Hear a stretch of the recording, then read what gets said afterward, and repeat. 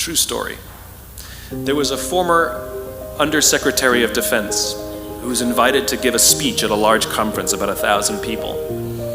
And he was standing on the stage with his cup of coffee in a styrofoam cup. And he took a sip of his coffee and he smiled and he looked down at the coffee. And then he went off script.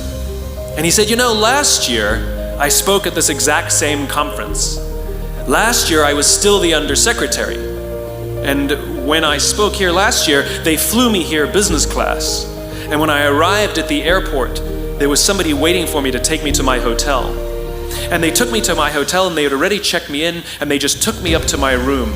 And the next morning I came downstairs and there was someone waiting in the lobby to greet me, and they drove me to this here same venue and handed me a cup of coffee in a beautiful ceramic cup.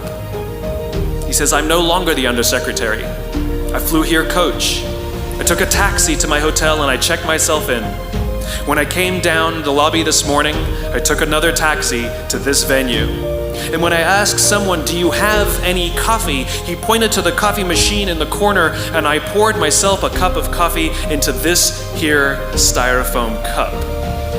He says the lesson is, the ceramic cup was never meant for me. It was meant for the position I held.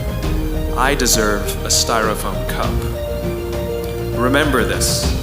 As you gain fame, as you gain fortune, as you gain position and seniority, people will treat you better. They will hold doors open for you. They will get you a cup of tea and coffee without you even asking. None of that stuff is meant for you. That stuff is meant for the position you hold. It is meant for the level that you have achieved of leader or success or whatever you want to call it. But you will always deserve a styrofoam cup.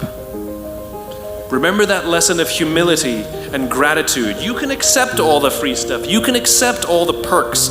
Absolutely, you can enjoy them. But just be grateful for them and know that they're not for you.